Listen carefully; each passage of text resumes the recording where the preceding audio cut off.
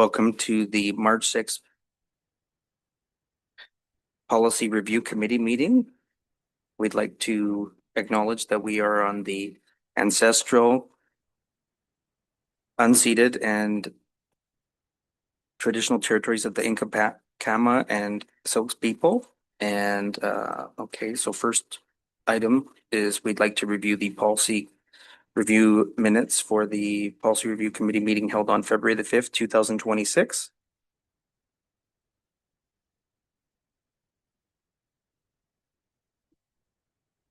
Carrie? Okay. I didn't want to sue. Okay, so for new business, the first item that we have is we have the purchasing policy 4.1. So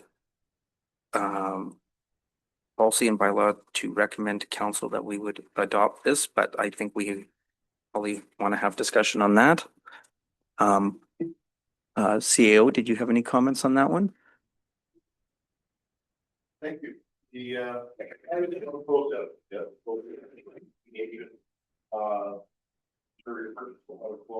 and they did our previous policy, and they've updated it. What I would call industry standard process that we've gone through to update with allowing use of yearly purchasing, I guess, or the incorporated purchasing. And they clarify a bunch of other things that you might have. So the refresh, a lot of it will rewrite the. So the 250,000 where it had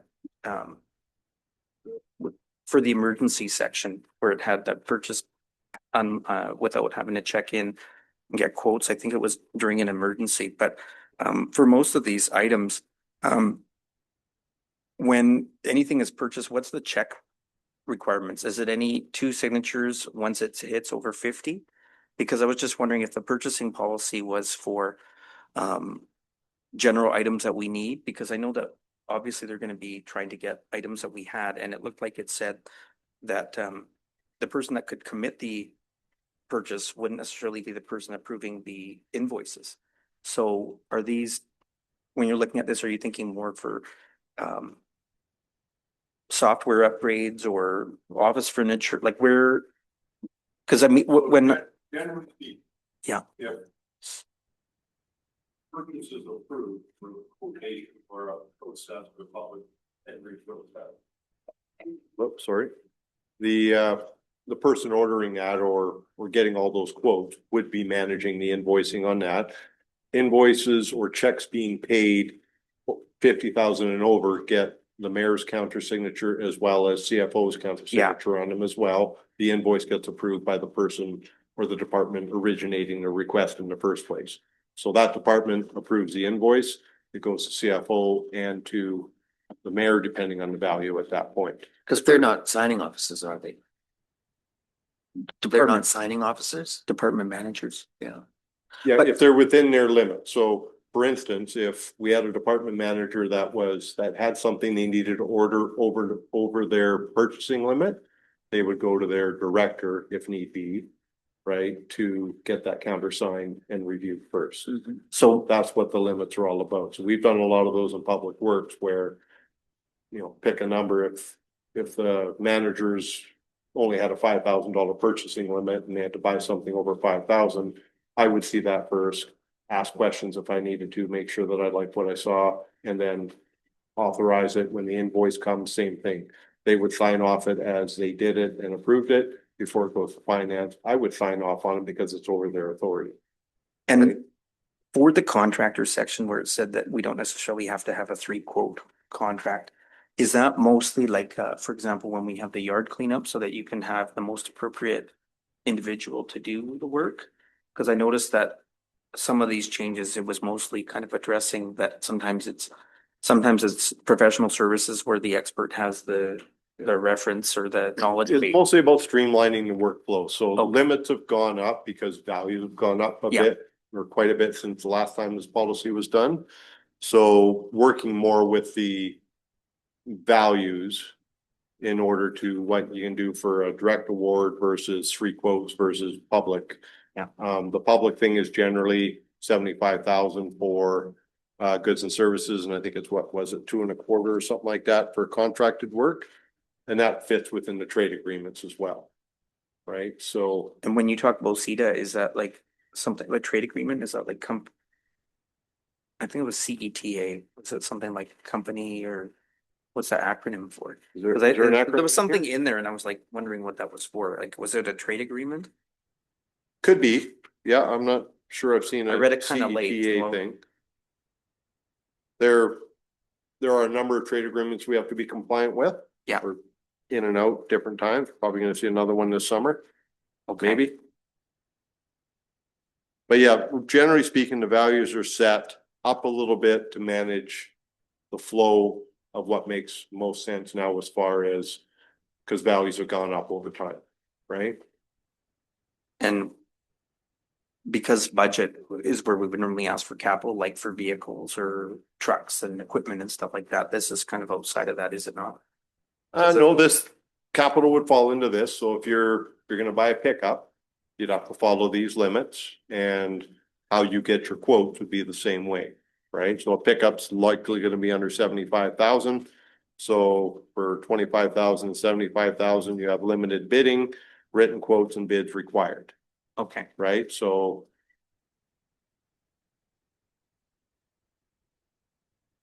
generally speaking, the originating department as well is responsible to make sure they're getting best value for the city, so we don't automatically direct award. The general philosophy should be engage as many people as we can, minimum 3 on just about anything we do, just to make sure we're assuring value that, you know, you might have 2 bids that agree and then one's way out of whack. Well, if you'd only called that one that's way out of whack, how do you ensure best value? Yeah. You want to see a couple of bids agreeing. But the only real reason to go direct is if there's a known supply issue, right? Where you can only get this thing from one place. If there's an imminent need that you need something immediately and you have to deal with it. But more than likely, you want to try and get at least 3 quotes on just about everything you do, unless you're buying paper clips and paper or something. Yeah. Right? okay. Counselor Czerny, I think you had a. I think it's fairly straightforward. Just wanted to, I think we touched on this briefly. How do we make sure that the purchasing falls within our budget? So, maybe person A decides, oh, well, we need this. And so they go and they purchase it, but it hasn't fallen within the budget scope. So how do we make sure all these purchases fall within our budget? Well, you generally don't, which is. Yeah, that's right. Administratively, that's our responsibility, which is why we have limits. If you take a look at the individual purchasing limits, which I think are in here somewhere, I've seen them in the document recently. Yeah, the staff positions and limits, yes. Yeah, so Including 250,000. Yeah, like Yeah. the department supervisors 1,500, department managers 15,000, department directors 75,000. what page are you on there? I am on Are you page for document 8 maybe? of 11. Yeah, City of Merritt Council. Schedule A. Schedule A. Schedule A, I'm missing Schedule A, am I? Right, so. So department supervisors, so that's that supervisor, field level supervisor. They're limited to $1,500. Yeah. Can't get too far into trouble without somebody No. knowing that at that kind of limit. Agree on And their that. manager is gonna know that. So we trust people to follow their limits. I do a fair bit of education regularly with the staff and public works over the last few years about reminding them when I see something that they need my signature if necessary before they do something, and try to hold them accountable. So a lot of that's just that reinforcement all the time. And we've got a lot of our charge accounts locked down to the point where only a couple of people can talk to different places where we buy things directly. So we don't end up with somebody running down and buying 40 pairs of, you know, leather cat gloves or something like that, Yeah. right? because there was a deal. Yeah. Well, just, I am bringing this up just basically because of what we've been hearing down on the coast with the purchase of credit cards, et cetera, et cetera, et cetera. So yes, I as a supervisor can spend $1,500 today. And next week I can spend another $1,500. And then the week after that, I can spend another $1,500. But they So also, are there? they're also accountable to budgets. Okay, so Right. there is a fallback that it's being watched then. Yeah. Okay. Yeah, Okay. and on our audits through the financial plan and whatnot, when we get the auditors in, these things are checked. Usually each year, the auditors sit with me as I've been a department head and will ask me how we do things and check to make sure that the checks and balances being followed. They'll interview somebody Okay. like a manager as well and see if our stories align. So they do their job as part of that auditing as well to make sure we're following the process. Okay. But there would be guidelines anyways, Wait. right? Yeah. That's Bottom line Yeah. is, you shouldn't be spending money unless you know you have budget for it, right? Basic concept. If it's something you need and you don't have budget for it, you talk to your supervisor. If they're uncomfortable, they talk to their supervisor, right? And it works its way up the food chain until somebody can say yes, if necessary, or it's qualified to that point. Also on Schedule A, the second to last bullet. To enable departments to operate efficiently and effectively, department directors have authority to reallocate funds within their operating budget for which they are responsible. Now, could this ever be used to override a council decision if they have the authority to reallocate funds? It's still within the budget, it has to be in the budget. But they're reallocating funds. But it's- Maybe but- we have said that these funds go for this purpose. But, And then some makes that decision, well, I don't want it to go to that person, I'm going to reallocate it. but the sentence in doing this, directors must manage and ensure that gross and net expenditures remain within the council approved. That's budget. right. That's Yeah. still, but they are reallocating within the budget. So think about it more from an operational perspective rather than capital, for instance. I mean, capital is usually very cut and dried and fairly easy to Mhm. follow. But from an operational perspective, we have a GL with a bunch of little items in it that make up what that GL is. And the GL will be a total down here that we have that much money in it. The goal all the time is to not let that overall GL exceed budget. But if you have some operational needs within there, all the little items themselves can be reallocated within that GL because you're making your best guess at the time of year to keep things operating and what it's going to take. But it doesn't necessarily follow that every time. So we try to stay more accountable by GL and then by section in the GLs than by specific line items, because the specific line items are guesses. My line items, for instance, in my working budgets is more detailed than what you see from finance. Because I try to break everything down so I know what makes up every number, so that as I learn things, you know, I find out we need this much paper towel in a year and there's never been, it's just been a miscellaneous thing. I might go, well, paper towels make this, and I'll put a number in the paper towel section, I'll take it out of miscellaneous. Try to get more detail built into what I work with, so we have something bigger to see later. Now, the ability to move things around, we don't want to see things charged where they don't belong, I guarantee you that. That is something that was prevalent before, and you know, Kevin, Cynthia, and myself have never agreed with that. If you're gonna go over budget on something, we should come back for a budget amendment. Yeah. And make sure we get the consent to do that before it happens, or if you had no choice because something had to get fixed right now because something was dangerous, then we still follow up with a budget amendment, but we're gonna tell you about it as soon as we can. Okay. So there's certain operational things that you have to have some flexibility in to make things happen. If it's not an emergency, right, we need to deal with them upfront as much as possible. So there's a little bit of trust involved in this, 100%, on the idea that the system should be following what it is, and we have the right trusted people there to make sure it's followed.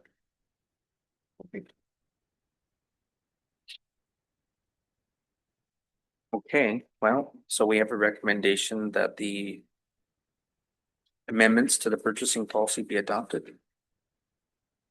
Okay, carried. And okay, so 4.2 dress code policy. So I can see that this was circulated around with the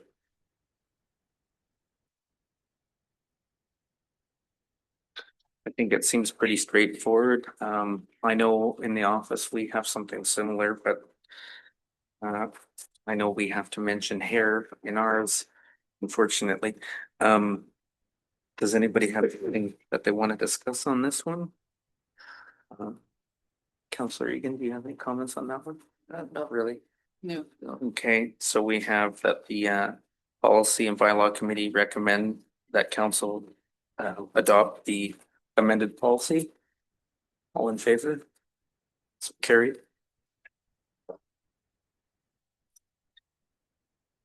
Okay, 4.3. Municipal alcohol policy amendment.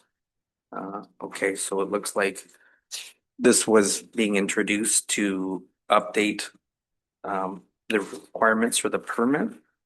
So I don't know if there's really much for us to have to question on, but I don't know if Councillor Egan or Charney, if you have any. The only thing that I really see is they've, just because of the Liquor Control Board and Cannabis Branch has changed their name. It's not a special event license anymore, it's a special event permit. Event permit, yeah. So all of our stuff has to reflect that. And I think the deletion of F through H was as per the permit where it has to be addressed. And it is redundant. And it's been redacted, so I think it seems pretty reasonable. There's the areas where you're allowed to consume alcohol, special events and things like that. But CAO, did you have? Yeah, comments? thank you. Primary reasons for a lot of these changes, or the few changes that we have here, is operationally, they work with what we had and they've discovered a few trip points that are confusing for some people. And ultimately, when you get a liquor license for something, most of these things are covered under said liquor license, so we don't need to redefine them or pile on, I guess, in the policy as well, because it was causing some dissension between different regulatory bodies, city and the liquor license. So we're trying to clean it up to a point of being the liquor license essentially is the governing document. We don't need to put as much stuff in the policy because it was tripping staff up a little bit. And what has the feedback been on the VEC teams? Because I know that we had changed the dressing rooms to a no alcohol zone. Yep. And the feedback that I had been getting from some people playing in the recreation hockey leagues were that they were upset that they couldn't have a beer, which I understand why. Yeah. You know, because it had been like that for a number Why of they years. can't have a beer or why they're upset? Why they can't have a beer. I Oh. mean, because it had been that way for a long time, but if we couldn't be having people here all night and being Yeah.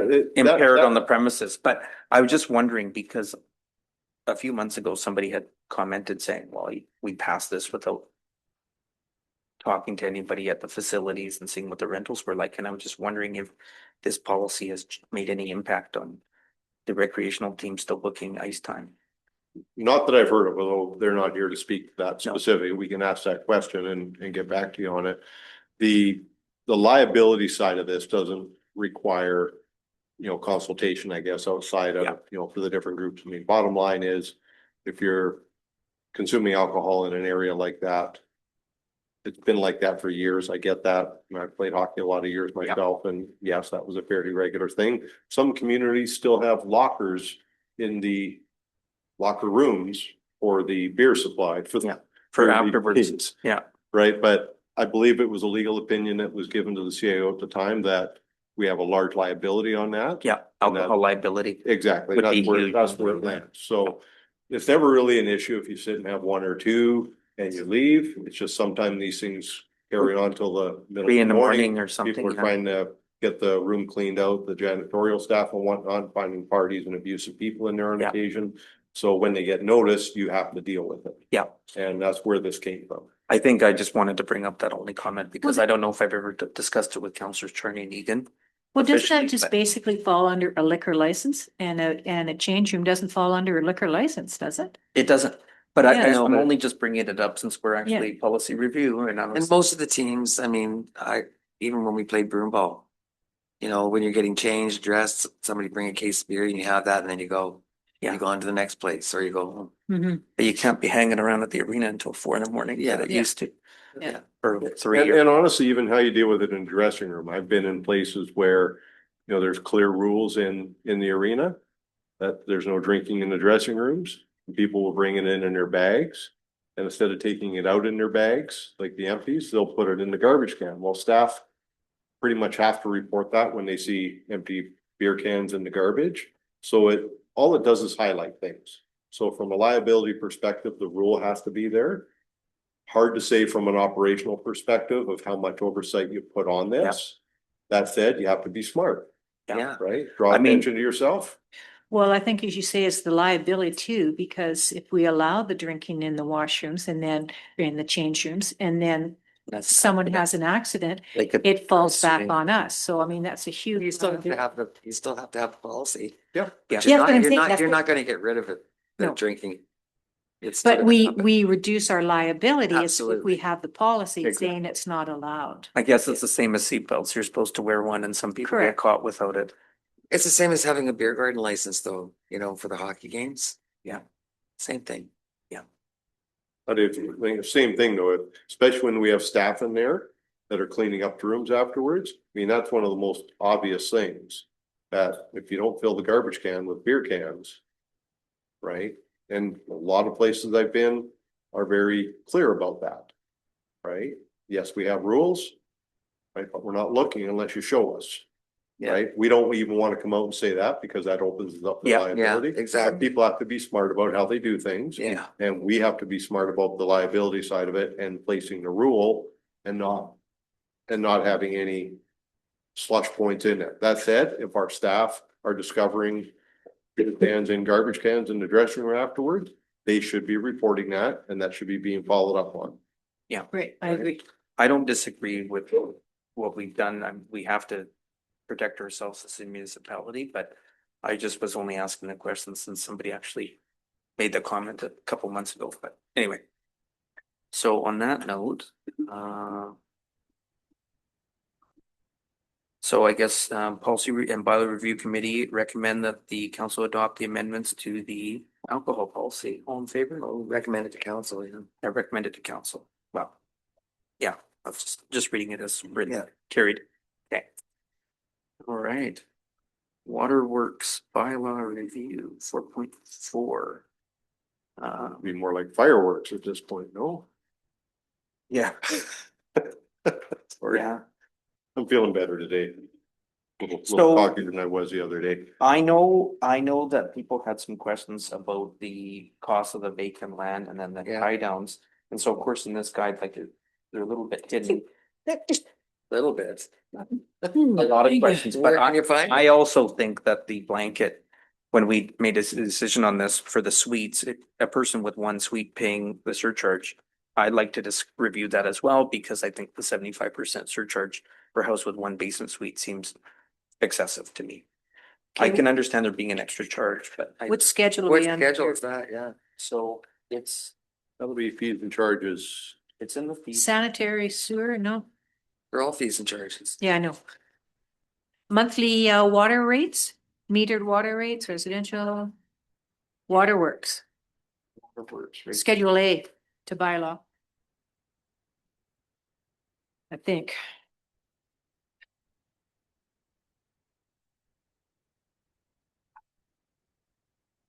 Yes, okay, so non-metered water rates, residential, semi-annual. So you've got your single-family residential, you got your single-family residential with one secondary suite. Yeah, so it goes from 251 to 439. Like I can appreciate paying more. But 75% more just seems punitive. I mean, because people are gonna pay the water meter rates eventually, but. You know, sometimes it's the footprint, the same house that was there, but they built the legal suite for the parent or something like that. So I can appreciate maybe paying, 25% more or something, but 75? Well, see, okay, I see where you're coming from, but I think it's really hard to control. You could have more people in your suite than you do upstairs. So, if we start saying, okay, a single residential with one secondary suite. And if you've only got one person or two people down there, it's this rate. But if you have three or more, it's this rate. If you have five or that, it's this rate. So it's really hard to quantify, with your secondary suite, how many people are in there versus water consumption. Well, water- until we get the meters. well, I just think that, on the semi-annual, because you're paying extra on garbage, you're paying extra on other things when you have a suite. I just think that's. But you could have more people upstairs in any home or downstairs in any home. Like you Mhm, might have a that's single right. person who has a Yeah. basement suite with two people in it, so I could see how that could happen, but. Yeah. I just think a 75% more than the main suite just seems excessive, because typically a basement suite only has one or two bedrooms. That's all I'm But it's getting. not really 75%. But if you take the 251. It's $178.45 more. Yeah, but it's 75%. Oh, of the 251. Mhm. Yes, It's right. of Yes, yes, that. yes. I just think it's Yes. being punitive, especially when there was a time where we were looking at grants to legalize Encourage. the legal secondary suites, right? And then we're doing that, so. Yeah, that just And makes me I- wonder I- about my place.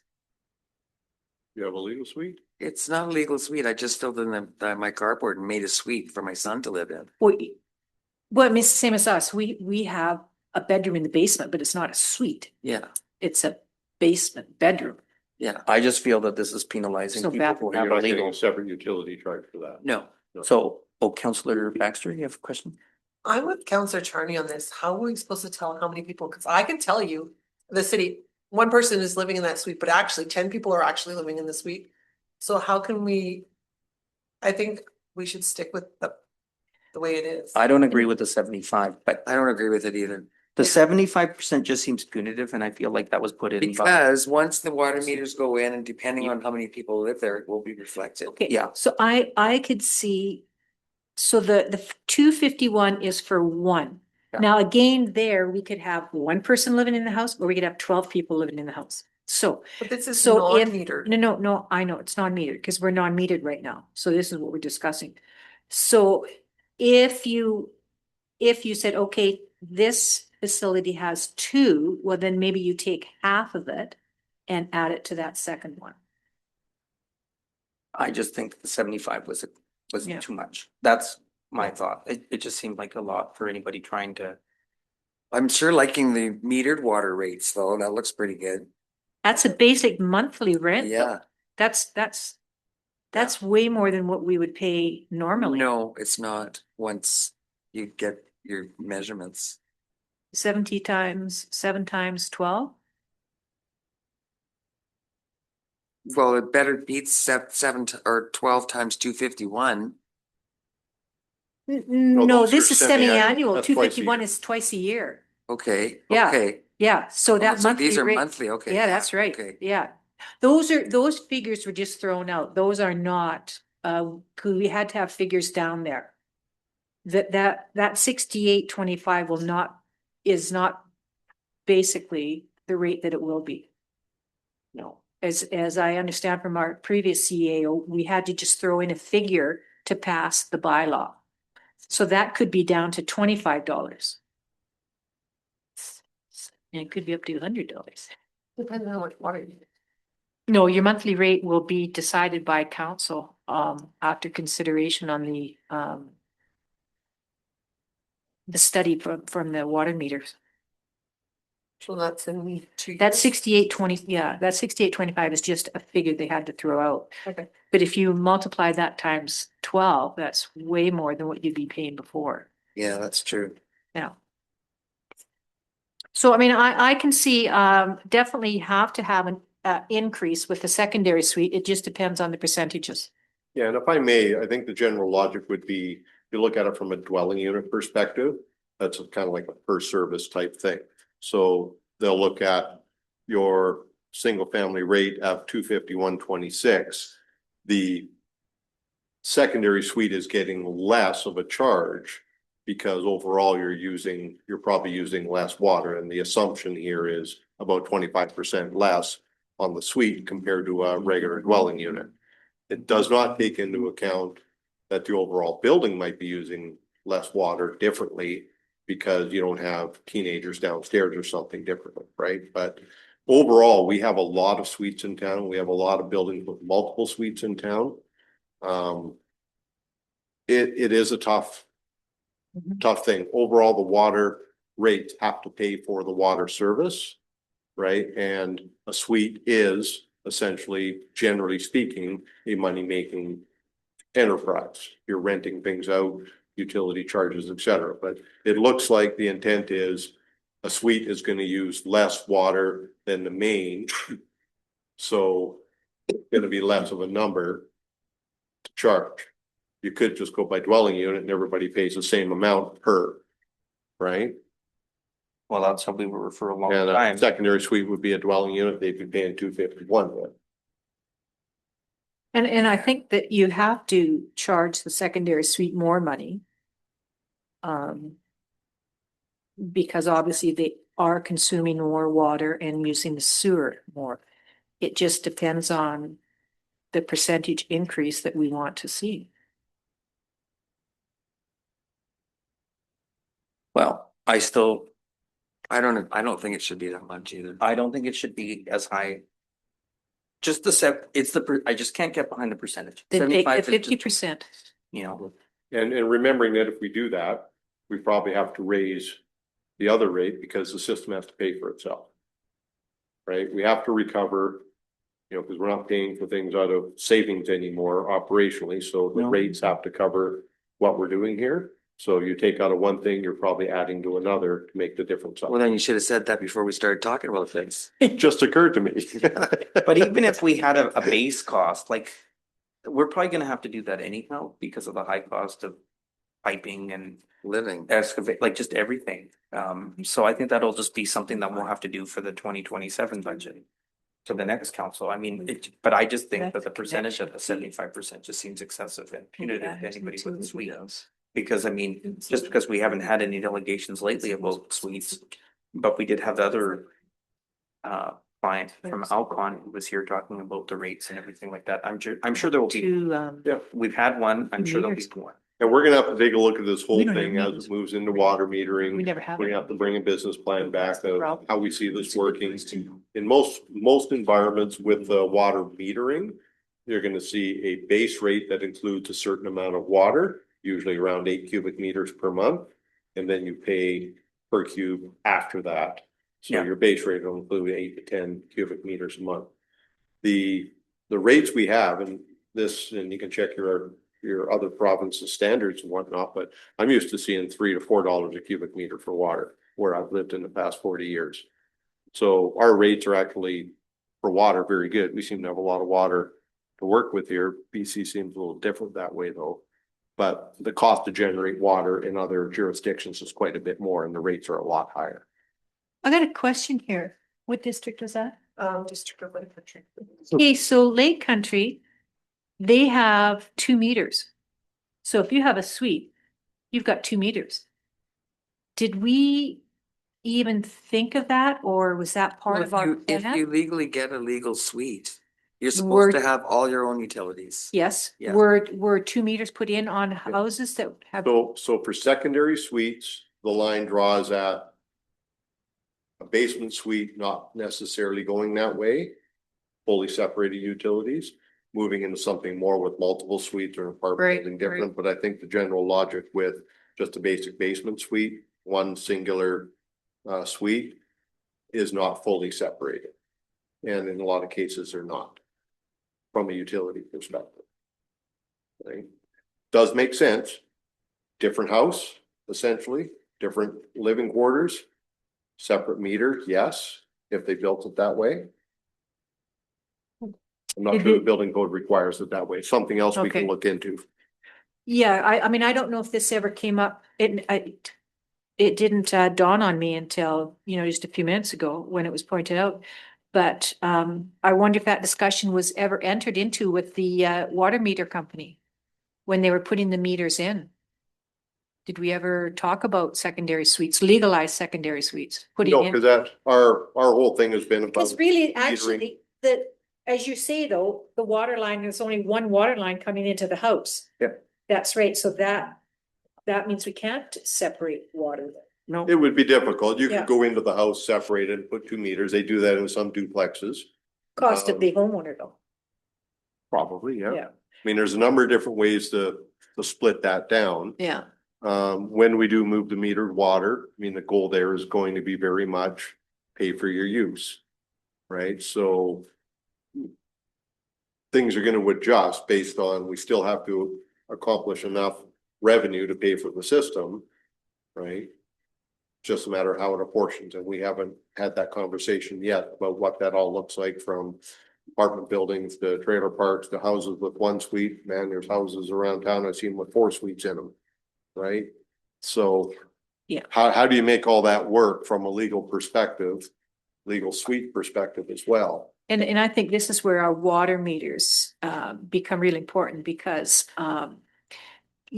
you can have a house that's paying exactly the same amount for water as the house next door to them. There's one person in this house and there's 10 people in that house. The water consumption is 10 times what you're paying the same amount. So I think we just have to live with this until we get our water meters set up. Now, if we want to adjust that 439, now is the time to make a suggestion that we take to council. I know, but I mean, everybody right now with that are getting all these water meters in, they say, oh, it's gonna be a ripoff. And I keep telling them to just wait until they fix all the pipes and we've got a smooth running system, and then you'll see that you're paying less. And then this rate is gonna come out, they're gonna hit the roof. No, I'm but a as I said, that's just an amount put down. We already had that discussion with this previous CAO. Charging anybody Yeah. metered rates at this point. Yeah. And we're not going to until council agrees on what that. I realize that. Yeah, And I think what the information we were told before is they've got the 2 years or approximately that time. And each house, they'll find out what their consumption rate is. And then I think they will be told that at this current consumption rate, this is what you'd be charged monthly. Is that the correct assumption? we were hoping when we get these all set up that we'd be able to ghost bill this stuff and give them that comparison on the bills. Finance is still working on what that looks like, Okay. so. It's a big project. Yeah. So then can we move down to water maintenance fee on unimproved parcels? That's This the is big where, one. yeah, this is where I'm getting all the major Yeah. complaints from. These guys especially. Rick, these guys especially. Yes, Yeah. and some other property holders in town, the one not no question. Yeah. Well, we were always told before that if the line goes in front of your house, you have to pay for it. Well, my argument always was, Fortis goes right in front of my house, right in front of my rental. I don't use the Fortis. So why would I have to pay for a Fortis line that goes in front? And I think it's the same as the city. If you're not using the water or the sewer, you're not hooked up, and you're not, well, you could be hooked up, but if you're not using it, you shouldn't be charged. I mean, it's a hidden tax. So I'd have to ask a question. Do you recall back to when the staff report explaining all this came out specifically on that particular subject matter? Draw you back to then. The explanation at that time was there are values to the property. Yes. Depreciating infrastructure that is not being paid for by that, and that was essentially the basis for adding this fee at that time that everybody agreed to, right? Yeah, but I still say that's a tax. You're being taxed for something you're not using. You're not being taxed, you're being charged a fee for the availability of For the it, is the way it availability came, of it. and to compensate for the running of the system that's available. Now, I'm not gonna argue that either way. I don't have any skin in the game on that one. The parcel taxes are separate, which has been some of the arguments I've heard from some people, right? That what does that go for then? Well, we use parcel taxes put together for capital infrastructure upgrades down the road. This was intended and described very much as part of the contributions to running the system that's available to these properties. You guys had also talked in similar times at that point about what can we do about these properties that are vacant, right? About getting them to pay more so they maybe encourage them to develop. Those conversations happened as well. This is what spawned sort of this idea. Maybe the amount is too much, but bearing in mind that what comes out of that, we still have to balance the system and save for operations and improvements one way or the other, operational dollars. And what comes out of that may have to go back in somewhere else, or we're simply not saving as much for the system improvements. So it's reserves. So we'll go into reserves. Or we have to put up the base. we're essentially, yeah, we're The base saving cost. less for the system if we reduce that number. My recommendation from my perspective is, I'm not sure where the number came from, at close to what was it, 800 a year, 780, I think it is. 780. You know, maybe you want to look at the amount. Yep. But bottom line is, we're taking that and we're putting it into the system to help pay for the operating and whatnot, and that money's got to come from somewhere. Well, instead of them having to pay for it while it's undeveloped, could you not just add it into when they actually go to development? Yeah, I mean, we could hike up the rates on the connection fees and stuff like that at that point. But, you know, does the property sit vacant for 20 years? Do you have a time frame on what that looks like? It's really, the intent really was about the operational side of it. Maybe we need to implement something like a vacant land questionnaire so that if people want to apply for a rate reduction, they have to fill this thing out so they can check in and see what their long-term plans are. I think a lot of people complain about the 780, and then of course with the tariffs, with the economy being what it is, I think a lot of people will put plans on hold with building. And because I know Especially that, taking a look at all the other development that's going on in town right now. yeah, people have been And it's reluctant to do renovations, Big Yeah. parcel compared to little parcel, you don't know. get the same charge. Yeah. And I don't think we should penalize someone because they have a vacant lot. I don't think we have the right to say you have to develop that lot in this time frame. You know, there are various reasons why people purchase property, and I don't think we as the city have the right to say, well, you're not developing that piece of property, so therefore we're going to penalize you through this taxation. I think Something to consider though, on the argument, is that your property is worth more because you have services available to it. So contributing to those services kind of makes sense as well. If we took your services away, your property would be worth a lot less. But you couldn't take the services away anyway. You're gonna cut the line, and then how are you going to, you know, I mean, if you have a piece of property and it's surrounded by developed properties, there's no way, I mean, that it automatically goes in front. And And- that's the theory of why it's there, partially, because you know, everybody has to pay for their contributions to the system being there, and water running and sewer running in front of their I apartment. thought it was initially though, the developer of a certain parcel or parcels of land is responsible for all of those utilities. So they build it when they subdivide, they turn it over to the city. And yes, they charge people for their lots, according to how much it costs them to put everything in and profit, et cetera, yeah. But if they subdivided those lots without services, people would be able to buy their lots a lot cheaper as well, but then they have to dig $30,000 well and. Okay, so then the argument there is that, yeah, I bought it because it had the services, but we're not using them yet. So why am I being billed already? Because I've already paid for it with the increase to the value of the land. And they're paying land taxes on the lot That's right. too, undeveloped, but Yes. I Yeah. mean, maybe do we have a rate for just vacant land that's different? Like when we have our R2 or R1 zoning for residential, do we have? Well, it's based on the assessment, right? So, I Yeah, mean, for taxes? Yeah. Yeah, it's an assessed thing. whatever the land assessment is Yeah, what they pay and mill because rate. the mill rate just. So if you want, we can go back and look at this and bring a recommendation back to this committee before we move it to council with some suggestions. Might even be some suggestions of eliminating it altogether, give you a couple of options for changes. We can look at other examples to see if anybody else is doing it this way, and the exact impact we can report on where the money goes and how it's going to impact Well, it's, the savings Yes, in the budget. I would think that would be. I think something like presentation. that would work too, and simply because we went from not having a fee to having 780, and some people who have a piece of land that, you know, they're already having to, you know, make sure they mow the lawn, and then they get this unexpected 780 increase. I think it's a lot, but I can appreciate that, yes, there's services there. Like I've heard all the arguments and I do agree with it, but I also have to Not. concur with the Councilor Egan here and think like Yeah. it's a big hit for somebody who went from, you know, paying just the regular land taxes and then 780 on top when they had been used to 10 years of not paying it or 3 years, whatever. No.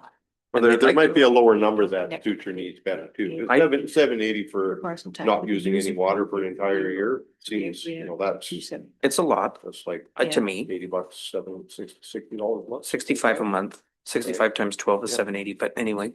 So that's a good bit for a lot sitting there, so maybe you'd consider something lower than that, but if you let us do a bit more research, bring you back the report. Of specific interest would be where the money goes in the budget, in the water and sewer budgets, and what that gap will look like with the different options. We can bring that back and show it to you before it goes to council. I think Yep, that would I be think that- Yeah. reasonable and. Yeah. So I And- think, And the secondary suites too, maybe just crunch some numbers on that one. I mean, even if we could drop the rate down to 50% or something else, somewhere in the middle, I don't know. Because you're trying to encourage. What is the, Trying to encourage people to have suites and have them legal. So are you just gonna have people, you know, running around with illegal suites and develop everything and have a fire hazard and not tell you? Cause like I know of houses that have suites.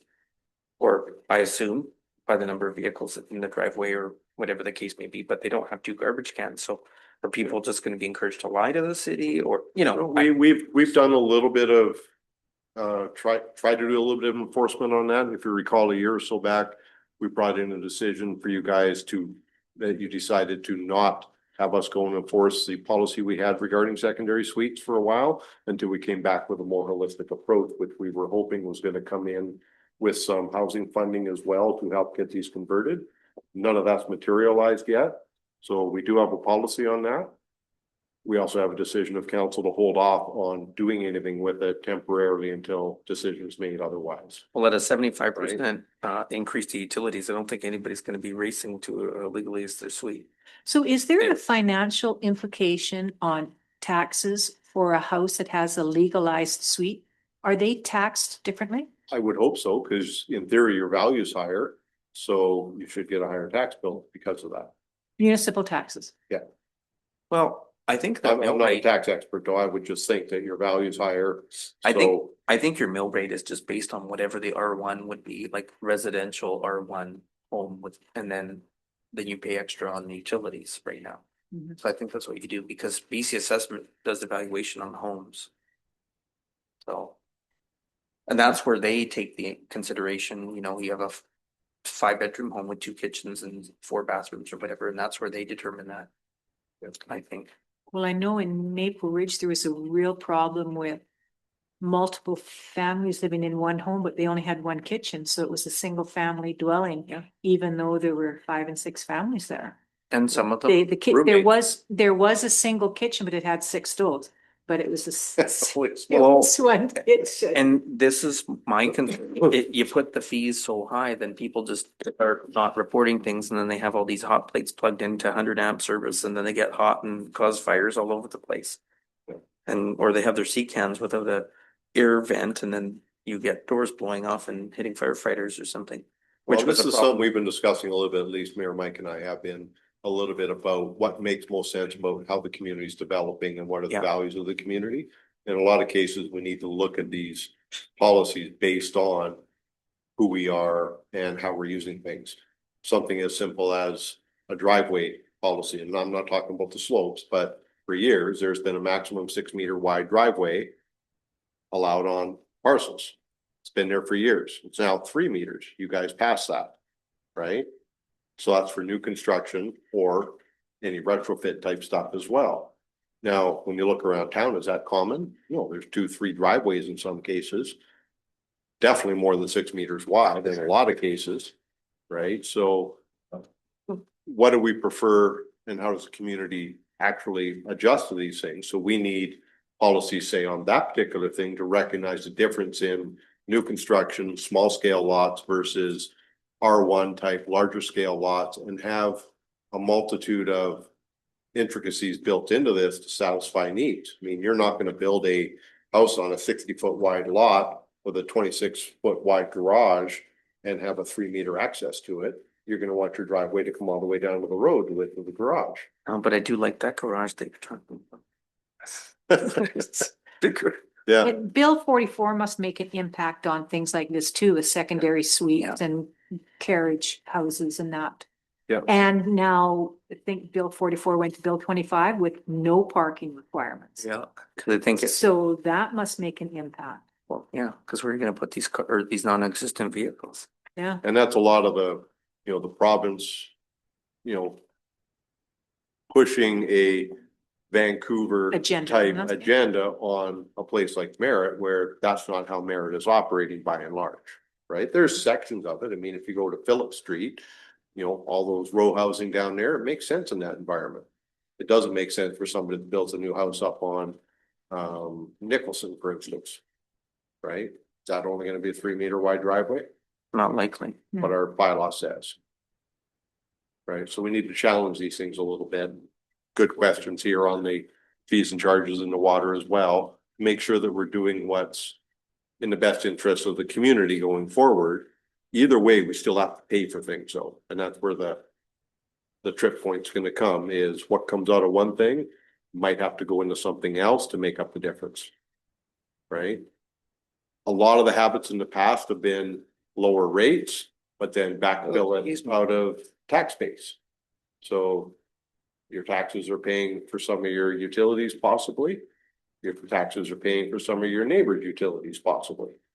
Right? So getting things directly attributed is always a good thing. So you know exactly where they sit, more definition, the better. But then making it manage to the needs of the community is where the hard part comes. I can appreciate needing to pay for things, and for a long time we did, and the water rate was the same and the garbage and, you know, but it's just some of these increases, if they're so high, some people just choose to lie to the municipality. And that's it, and nobody's gonna wanna get permits, and I can see why. I mean, some of these increase, like some of these rates being so much higher, like I understand there's a higher cost, but that's my concern. I was worried when we put the civic center up as a high increase from 22.3 to 24. I think it was what, 50%? Doubled it. Yeah, doubled it essentially. Like I just wonder what our rentals are like in 2026 or 2027, but I guess we'll see. But we're not here for that today, so. And a big discussion. We could talk about this all day. Yeah. This being the primary thing, if those are the primary things that are concerning you, is the charge for the basement suites or the secondary suites and the unimproved parcels. I have one of, Pardon me? I have one of Counselor Trent. Okay. concern. The airport fees and charges schedule. Yeah, we, So, was it down there? it was on the agenda. Anyway, I am really confused here because it doesn't take much, but I went back to Schedule G bylaw 2386 for 2025, 2026, 2027. The annual tie down fee was $575 for 2006, $575, 2026. 2027 was $600. Now, I don't know how we've gone up to 2,640. I have one person that phoned and said they cannot believe that it went from the $500 to the $2,600. Did it? Yeah, What? and I don't understand that because in this that I got off the internet, it went from 575. That's a lot. Yeah. Yeah, Or You sure that's not? this Monthly? is merits. No, this is annual rental. And Salmon Arm is between 600 and 1,200 for a year for tie down. Vernon is $600 to $900 for a tie down. So, and I just don't understand how I look at this Schedule G bylaw 2386 for 2025, 26, 27. We went from there to these figures. Well, this is just kind of what I didn't notice that it's such a big increase because I didn't notice the airport fees from before. But yeah, I mean, when you have incremental increases and things, that's reasonable Yeah. to have an extra cost, but you know, not when it's 200 or 300%. Yeah, like these monthly rentals were $55. They've gone up to $220. Wow. Weekly rentals 25 to 57. daily, $8, oh, daily is the same. So I'd have to ask you this. When you're storing a plane on our tarmac for an entire year, right? What's the use of that space actually worth? If you were to take your boat and put it in, say, Peachland Yacht Club, pick a place, how much do you pay per year to tie your boat up? Completely fair statement, but also if we're having a, 400% increase, if it's going from 600 to 2,600, that's like a 400% But increase. things hadn't been changed for many years, and I guess that's where I'm not sure what research was done to compare other Well, I just comparable did, municipalities at the time. from uh, Vernon to Salmon Arm, it's 2 to 3 times the amount. I mean, even if we had if it was 600 last year and we said, okay, we're gonna implement it, for 2026 at 900, and that's a 50% increase, and we start rating it up slowly, at least that gives some notice. We had the same problem when a lot of the sports teams saw the field rates going up, And a high percentage in swimming one lane. year, like, and the swimming lane, I mean, we got raked over the coals for that one too. And it did go up and they got it reduced a little bit, but I mean, that was less than 100%, but. So do we actually have a problem here? Has there been calls and complaints? I know the mayor's had a number. I've had 2 phone calls. Okay, I, we have 3 planes that tie There's only up at 3, the yeah. Merritt Airport, right? And they sit there and they rarely move. I totally understand that. I totally understand that. But what I'm saying is, what I don't understand is how we could have these rates here for 2026 and 2027 at 575, 600, and here they are changed so drastically. Kamloops has them rated by weight of the By plane. weight, yes. Yeah. And I don't have a clue when I went on there of weights of planes. So I just took basically Vernon and Salmon Arm because they didn't go by weight. And obviously we don't go by weights either. But and this is off the topic, but I've had another complaint about the planes, the 3 planes. Mhm. At Airport Appreciation Day and other days where they are moved or touched or whatever. And I know nothing about planes, but I understand that if the propeller has been moved, then that has to be inspected before they can use that plane again. So Well, the there public is, airport, people walk around there all the time and can touch things. If they have concerns about the security of their Yeah. planes, they should take action on it. yes. I mean, you're allowed to be out there and, it's a public facility, so there's gonna be risk associated with parking. Well, I'm just saying that maybe when we have like Airport Appreciation Day, we should maybe cordon off where the planes are. And But don't allow when they people- do the autocross, they do. They actually, Cordon it off? Yeah. Okay, that's good. But my concern is these rates. I think that we have to look at those rates because from 575 to 2640, that's one heck of a bite. okay. So Yeah. same thing, we can do a bit of research. I'm not sure the research that went into this in the first place, but we'll redo it. And we'll bring something back to this committee before you forward it to council with some suggestions. And we'll look at it and you guys can make a decision from there of where it goes.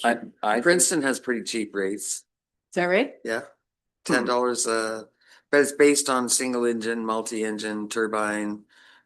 It's reduced if you buy 20 gallons of gas, and we have a lot of people that just come there to fuel up, do we not? CO? Yeah, they'll drop in fuel and leave. Yeah.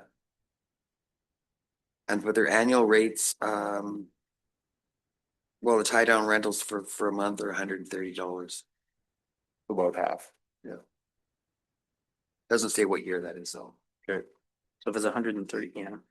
Well, let us do the research and we'll report back on it. Yeah, I think the thing is that lately, like policy review, we've been meeting monthly, it seems like pretty consistently. And I think that if we look at the rates on a regular basis, we can increase them incrementally, so we're not having the sticker shock that's Well, stressing people out as much, but we do have the civic center fees and charges here in front of us today. Is there a concern that should be addressed on those? well, I mean, we don't have the data probably that we've seen what the rentals are. I just know that a lot of people in town have commented to me saying, well, we've moved, I think it was one of the clubs, I don't know if it was the Quilters or somebody said, oh, now we meet in one of the rooms at the hotel or something like that because Yeah. it's so much cheaper. Yeah. And, you know, they get, maybe at the Best Western, they can get a room meeting for a couple hours or, and it's true. I mean, I think it was in 2022 or 2023 that Chamber had their party, the Merritt Chamber of Commerce had their party at the Lord Nicola Hall because they got quoted. There was an error made, and this is probably just, you weren't CAO then, so I don't know if it was the Cynthia era or, anyway. But I also think that the fees were set, they might have, I agree that they're set too high, but the principle here is that we're not to be in competition with the other halls, right? No, So being a little bit higher is probably a norm should be a norm for us. it should be, but I think that we have to just be careful that we're not going up too dramatically in I one think year. one of the big concerns was the kitchen especially. The commercial for the $1,200. For over 8 hours. I think that was one of the big concerns. Was that kitchen $1,200? I mean, I think the Civic Center now, people are used to the rate, but it's certainly lost its popularity with the community, I think. What is the how well is it rented out? Do you know, CAO? We would have to get that information. If I recall a recent report, I heard revenues reported recently were similar to the year before, but they have less use. Less use. That makes sense. Yeah. Yeah, because I think, Yeah, Being- because you're taking in more money, but with not as Yeah. many rentals. yeah, And I think it's important that when we review these things, we bring back the staff report that went with the analysis for these rates, so we can review Yeah, the logic, I right? believe we've asked for that a couple of times now. Okay. you know, because I mean, sometimes the public perception is, you know, at certain holidays, like I know I've heard it from some people, like, you know, like the decorations are sparse and sometimes things look, you know, less shiny than they used to. So I can't really say anything about that, but Well, the Just- we decorations just- are sparse now. no, but other things. Oh. We plant Maybe less it's not- flowers too. Hmm? We plant less flowers too, Oh, there it is. annuals, right? Yeah, Less money. I think we really should be having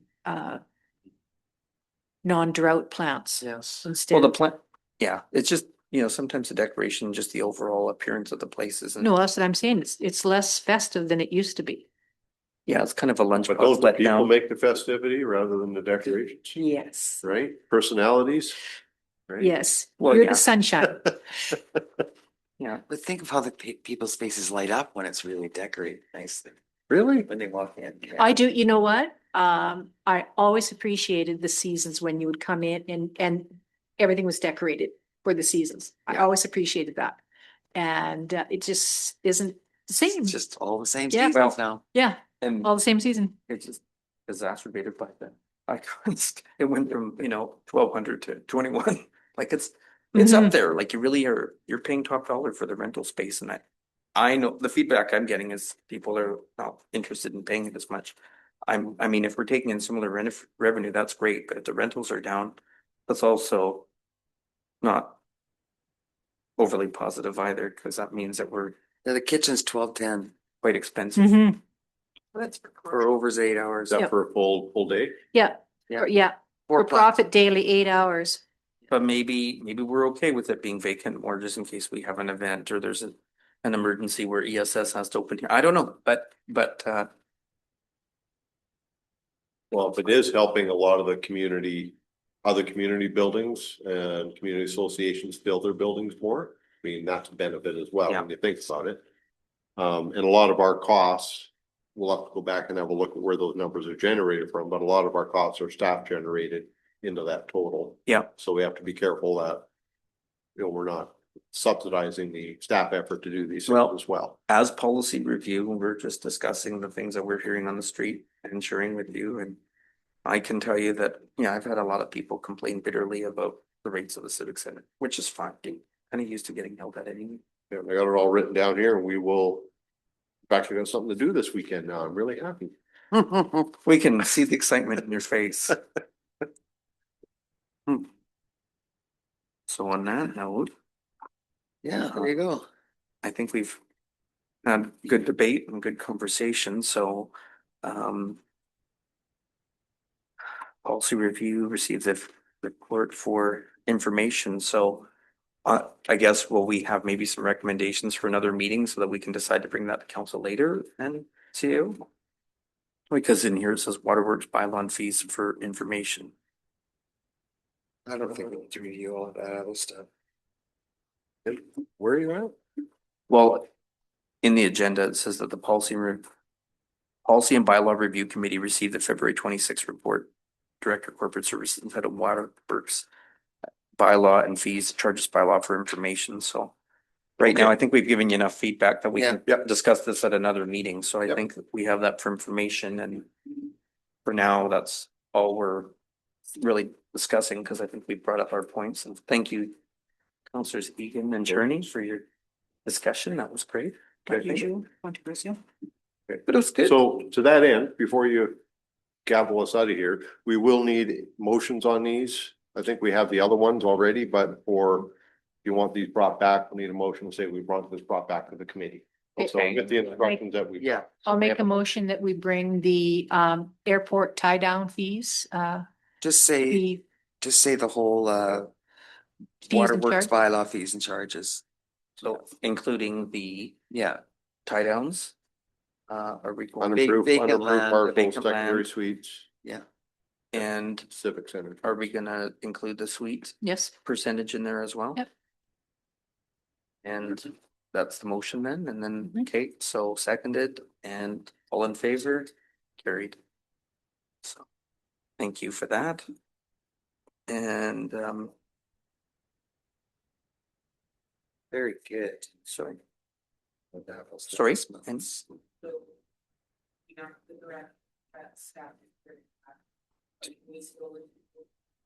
yes, and we could still receive this information, yeah. Okay, all in favor? Pick one or Carried. the other. Yeah. Okay. Okay, so we don't have any information items, and I guess that's it. We're adjourned. Okay.